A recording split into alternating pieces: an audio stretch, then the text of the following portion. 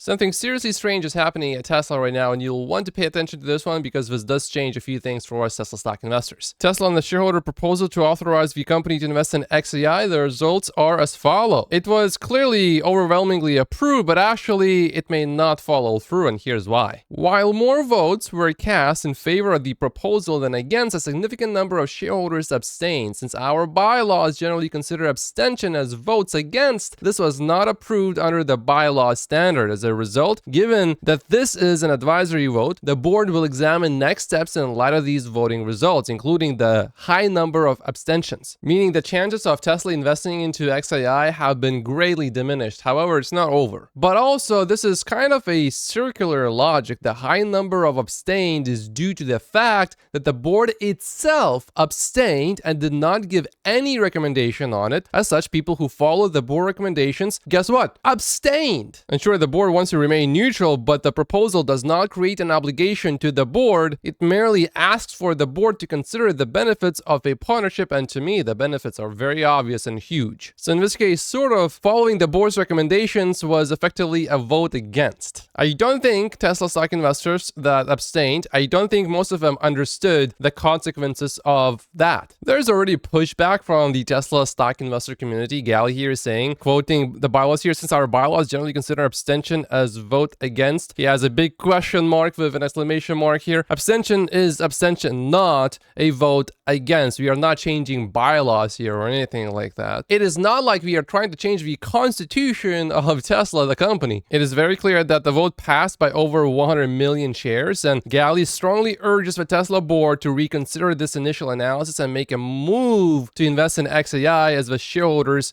have requested. Although Alexandra searched the proxy and she found this, indeed, it says very clearly that if you abstain for these specific proposals, then your vote is basically counted as against. So why in the world would this be set up like this? It seems convoluted and unnecessarily complicated. I don't get it, says someone. Alexandra explains, it's because it was us shareholders writing it last minute, end of July, and I did not think this through then. And Alexandra herself is, of course, frustrated about this. And what happens next? Well, it's in the hands of the board. Oh, but it gets more screwed up than this one. You will want to hear this one, or maybe not. But Elon has a lot of shares, and if we guess that of the 473 million shares in the abstention, that Elon was in there, basically by abstaining, he voted against his interests. If he voted for the proposal, then that is a bit of a conflict of interest. And this is Alexandra's interpretation too, by the way. So this is a bit ridiculous. Like, Elon is such a big shareholder of Tesla, so him abstaining from a potential conflict of interest, if these shares were indeed counted as basically votes against, that makes so little sense that I see no reason why the board wouldn't interpret then the vote as,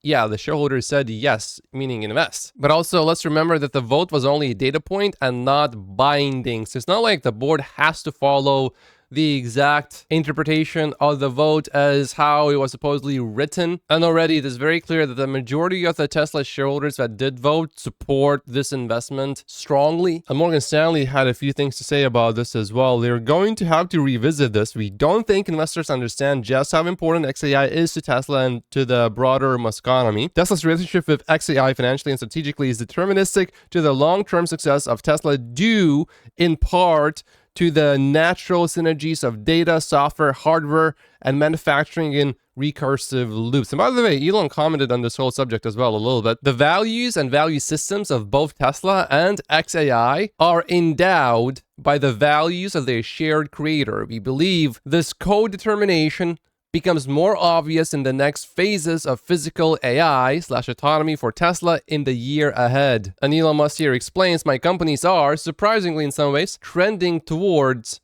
convergence. And it especially feels that way with Tesla and XAI, says Sawyer. Kind of feels inevitable. And look, whether we like it or not as Tesla stock investors, in some ways we have sort of invested in X a little bit, and you could say in XAI as well, because there were some engineers and some talent that left Tesla and then joined X or XAI. And when Elon first acquired X, there were a few engineers that did work at X a little bit. That was a bit of a point of contention, and there was a whole lawsuit lawsuit. So my point is, why have these disagreements and these arguments when we can just invest in XAI? And if we would have done so already before, we would have such a healthy return when Elon Musk first suggested about the investment, and I agreed with it, and the return would have been great. And I believe there's still a lot of money to be made by investing in XAI. So if you can have that synergy, why not do it? And most Tesla stock investors fully understand this, and that is why exactly we voted overall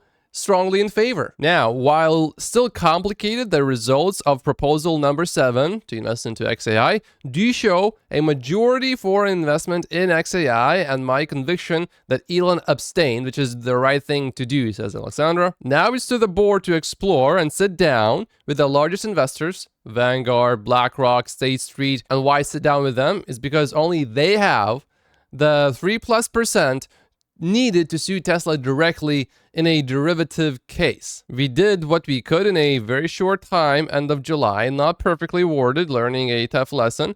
Also hard to understand that abstains should generally be no's. This is clearly not over yet. We might have to fight for this some more. Thank you all for your support. Anyway, so we have gotten ourselves into this very strange situation. This is probably one of the strangest situations we Tesla stock investors put ourselves into, but I think there's a way to get out of this, and I am very optimistic about the future of Tesla. It's better that we do invest into XAI, but if somehow that doesn't happen, it's okay. Elon already has his compensation plan approved. That was the most important thing. Now, speaking of his compensation plan, Phil here is talking about how insanely difficult it is to achieve all of these goals set in the compensation package. And Elon replied, actually, saying, "It sure is a tall order. Anyone can buy Tesla stock right now and come along for the ride." This is basically Elon Musk giving us all a warning. Hey, look, if you don't own Tesla stock, you are going to miss out. I told you can buy it if you like. Anyone can do it. So if you don't participate, only you are to blame. He then continues, "There will inevitably be some bumps." that has to be like an understatement of this year along the way, but with a truly immense amount of work, which I'm sure Elon will put in and deliver to all of us, and it will show in the results, definitely, I think these goals can be accomplished. Phil is actually making a pretty decent point here. The ultimate limits test for your fellow human beings. Ask them what they think of Elon Musk's compensation plan.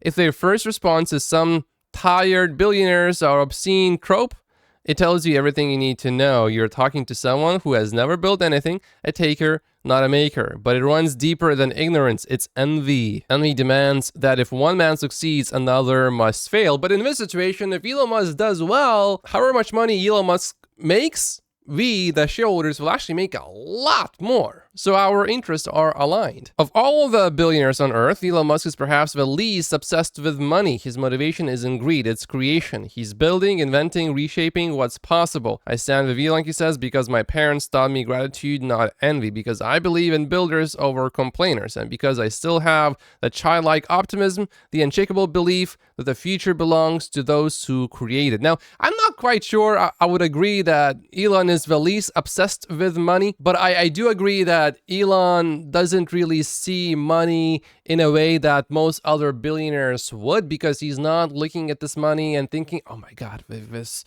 extra $1 trillion, I can build myself this whole, not just a castle, I can build a castle on top of the castle on top of a castle and on Mars for me to live in. I don't think he thinks like that. I think he has big goals, big aspirations. He's on a mission. He's trying to achieve this mission to go to Mars, establish a city on Mars filled with humans. And to do that, oh my God, you need so much money. So it's not spending money for his personal enjoyment. It is to go after his mission. And for him to succeed, he needs to make a lot of money. So I think Elon is actually not really telling us the whole picture. I think money is very important to him, but it's not in a greedy, selfish way. I want to live better than everyone else. And also, I think Elon likes influence, and that sort of means power.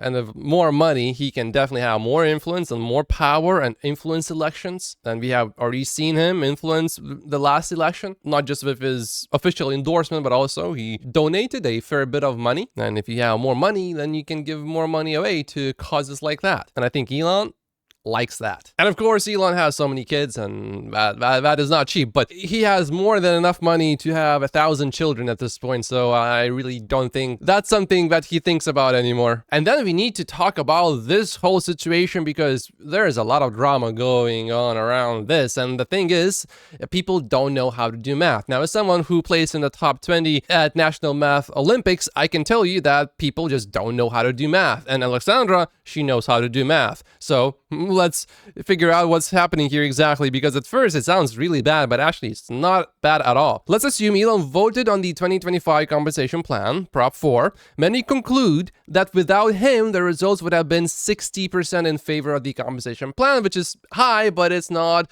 an overwhelmingly crushing victory, which is still good, but we would like to see higher numbers, right? No. The denominator would also change, so it's not actually 60%. The success rate without him voting would have been 72%, which is a very high number. Elon also acknowledges this, and Alexandra, this is a very good observation. Thank you so much for this analysis. Now, of course, some people are not going to be happy with Elon's pay package, like this guy here. The US economy is not real, it's just a big billionaire Ponzi scheme. 75% of Tesla shareholders approved a $1 trillion pay package for Elon Musk. Tesla only made 7.13 in net income in 2024. This is so stupid it defies basic math and reality itself. It's more like his ability to do mental gymnastics is so good, he should definitely join the mental gymnastic Olympics. He would do pretty well there, because the thing is, we only get paid on the value that Elon creates on top of this, and it's not based on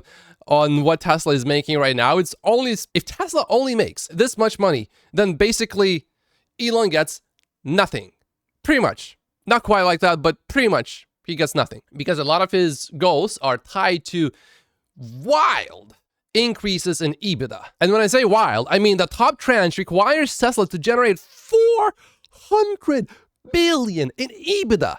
If he actually meets every milestone, they won't be generating 7 billion a year in income. Here's another guy. $1 trillion. This level of obscene wealth would only be accumulated by a very evil individual. Meanwhile, children starve. And I have a question to that ignorant guy. I don't know if he lives in America, but I assume he does. And if he does, then that puts him in the top 1% in the world when considering the income distribution across all countries worldwide. And I would like to ask him, how many starving children did he feed? If you didn't know, an after-tax income of around $60,000 for a single person could be considered part of the global elite. But of course, to be in the top 1% in the US, that threshold is much higher. That's around $788,000 annually. And that's probably before tax. Also remember this, if WFP can describe on this Twitter thread exactly how 6 billion will solve world hunger, I will sell Tesla stock right now and do it. Now, interestingly, there was a response of a detailed plan, and while Elon didn't sell Tesla stock, he did since make a significant donation to WFP. So when this guy says children are starving, Elon Musk is doing something to address that. Well, what is that guy doing? He's already in the top 1% if he is from a first world country. Now, James spotted something regarding FSD. Definition of FSD in Elon's comp plan leaves some room for uncertainty, in my opinion. Capable of performing transportation tasks that provide autonomous or similar functionality under specified driving conditions. Who defines what is similar functionality and the specified driving conditions? At first, when I read this, I'm like, James does have a point, but then the point that he's making is about 10 million active FSD subscriptions. So, yeah, unless you're selling these subscriptions for 1 cent per subscription, assuming that it's actually like $100 or close to that range, maybe $50. That is still a boggling amount of money and profit that would flow into Tesla's bank account. So I think James is nitpicking there a little bit, but Alex here says, I can't imagine how Elon intends to ensure that FSD supervised will come to Europe in the first quarter of 2026. Either Elon knows something that none of us know, or his statement was more of a wish than something based on solid information. And then Tesla has a strategy to sell more FSD. Tesla has introduced a new car rental program at select US stores. You can rent a Tesla for up to 7 days, starting at $60 a day. It includes FSD supervised and free supercharging for the entire rental. If you order a new Tesla within 7 days of your rental, you will get a $250 discount on your purchase. I personally wish that all car manufacturers did that. When I remember I was choosing a new car a while ago, I was like, how can I really know if I like this car in 30 minutes? I agree with Farzad. Fascinating move and totally expected. This is what Tesla does. Tesla is in prime position to dominate the auto subscription market. Once FSD goes unsupervised, they will likely do a ton of this type of business. Subscribe to a self-driving Tesla where you don't have to pay attention for $500 per month, maintenance, insurance, and repairs included. As long as FSD is good enough in the area where the driver is, if they turn on FSD and it does everything right, and if it does that for a week, after a week, that person will not want to drive without FSD anymore. Also, Tesla China has officially launched its Model Y long-range rear-wheel drive, and Tesla investors, oh, you will want to pay attention to this one. This is actually a big thing. This is Tesla's energy storage average selling price per installed gigawatt hour versus energy margin. As you can see, despite energy prices declining for over more than a year, margin, pay attention to this, has increased. Can you see this? So customers are getting the thing for less money, and yet Tesla is making not just more money in revenue, but the margin has slowly but steadily been increasing. This is wild. So why is this happening? Number one, Megapack costs have fallen faster than prices have fallen. Number two, Powerwall 3 is less expensive to build than Powerwall 2, carries a higher gross margin than Powerwall, and has been seeing incredible growth, so making up a larger percentage of the overall storage mix. Last quarter, Tesla's energy margin was 31.4%, an all-time high. Jason shared this post: buy Tesla stock now or forever hold your peace.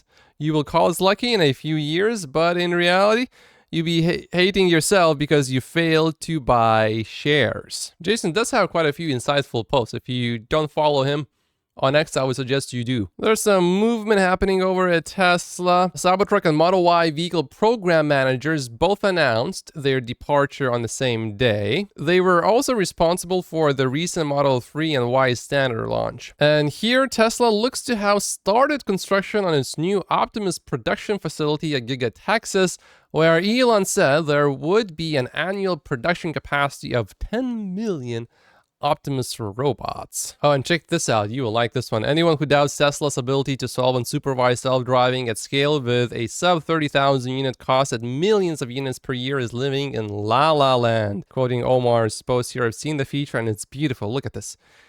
100%. 3,500 miles driven on full self-driving. 100% of the miles were driven on full self-driving. Not 99%. Not 99.9%, not even 99.99%. According to this, it's exactly 100%. Okay, this is a bit crazy. FSD saves lives. It happened to me tonight. Going through New Mexico from the Tesla shareholders meeting, the head-on collision. 75 miles per hour with oncoming traffic was averted. So the car was on FSD. Look at this. Oh, like imagine just looking away for a moment because you want to adjust your AC or temperature or change the music, and then the moment you look away, this happens. Oh, well, good thing the guy was on FSD. Oh, he stopped. He was like, oh, I need a break. And then Andrew Ross Sorkin, right here, who you can see on video, who is responsible for the most controversial Elon Musk interview of all time, who I highly recommend you watch if you haven't yet, said this: I wanted to show the true Elon. When he was cursing about the advertisers, some people were very upset with him. They couldn't believe what he was saying. I didn't feel that way at all. I had known him for a long time, and it felt like it was coming from a tough place. I like to think that I'm empathetic. I'm always trying to put myself in other people's shoes. It's my job. In the moment, to meet him where he is. I had found this quote where he said his mind is like a storm. Look, we are all human, and I think the news business across the board, oftentimes everybody feels like a character. They feel like it's black or it's white. Everything's gray. Everybody's got their own demons. Everybody has got their own things going on inside. If people could just see the other person as a person and not some big powerful entity. Well, Elon Musk, as far as we know, is human, although in a way he is quite a force, and therefore we could call him basically a whole entity. I mean, Elon Musk is that powerful. And you will want to click the like button because the market is up, but Tesla stock is actually up a little bit more than the whole market. Tesla stock is up almost 4% as I'm recording this. Oh, it's up a little bit more. It went up just a little bit more just now. So that's nice to see, and make sure to click the like button if you haven't yet. Subscribe if you haven't yet, and I will see you in the next video, probably on Wednesday. My name is Map, hostess, and I thank you for watching this.